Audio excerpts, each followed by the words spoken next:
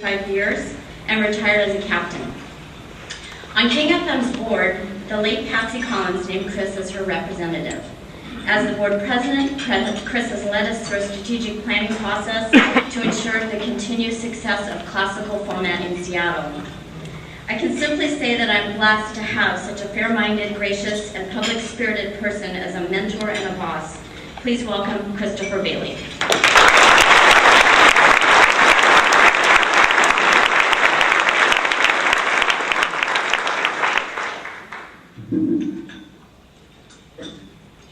Thank you, Jennifer. President Sten, President Mark, President Father Steve, distinguished Rotarians of Seattle 4, it's a pleasure to be with you this afternoon. Listening to beautiful music is certainly its own reward. And as I understand it, all of you had a wonderful experience last week with a young pianist, so you can attest to that. But there are many reasons, other reasons, why a community benefits from having a robust classical music scene. These include the fact that art and culture are fundamental to expressing who we are as a people, and of course, classical music is one of the great achievements of Western civilization. A strong arts and culture scene is essential to attracting new business to our community. And the arts really are a city's calling card.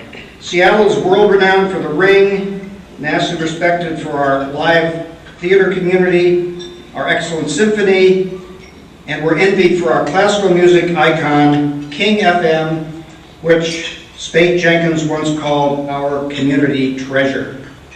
So King has been admired and appreciated for reasons beyond its excellent programming.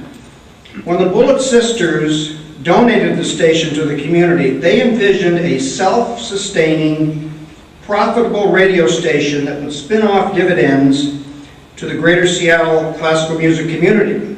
And this it did for a number of years, generating more than $7 million for the opera, the symphony, and arts fund. With that said, keeping the arts vital is a process of constant change and innovation. Classical radio is a perfect example of that. We have a loyal audience of nearly 300,000 listeners a week. We have excellent programming, a penchant for technological innovation, and great relationships with the art community and the organizations. But at the same time, we're in a double bind, as are many traditional organizations that depend on the media. Advertising revenues are down. Competition from new media is up.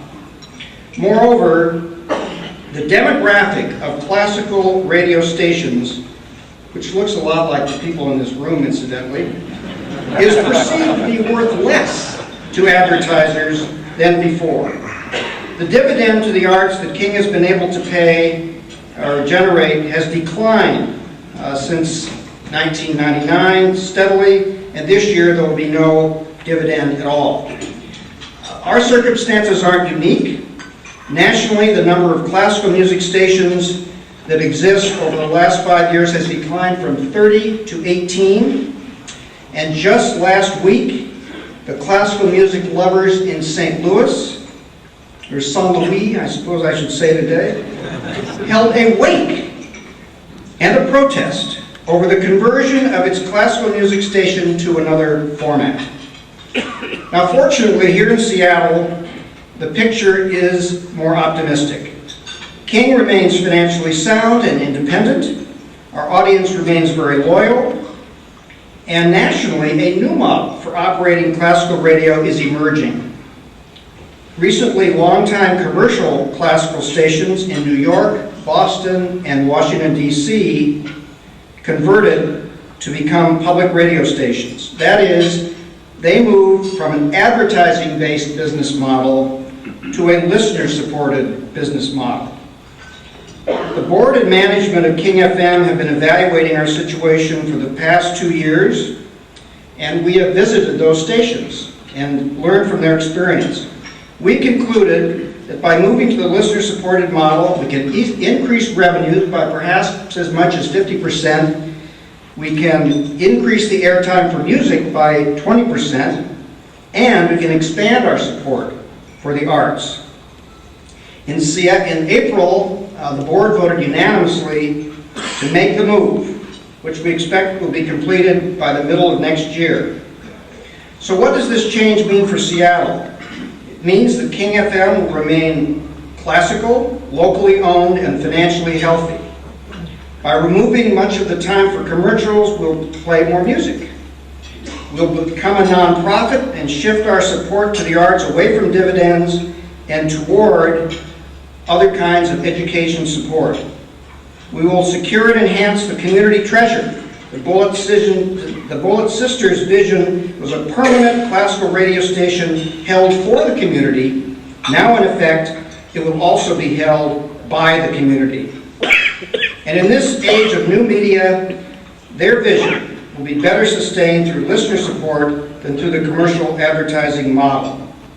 Now, of course, that means pledge drives. And you all have heard about those from other stations like KUOW. But we believe that will work. They'll be suitable to our audience, and will build a stronger and more engaged classical music community. Now, it'll take years to optimize the revenues, so we're going to have a $2 million campaign which will raise money to support that transition. And we hope that you will figure out ways to be involved in that. We also hope that as we expand our board to reflect a listener-supported model that raises money, you will give Jennifer your thoughts on how you can help our board. So we're very happy to be able to share this message with you. We thank you for your past support, and it's a great pleasure to address Seattle 4 today. Thank you for your attention.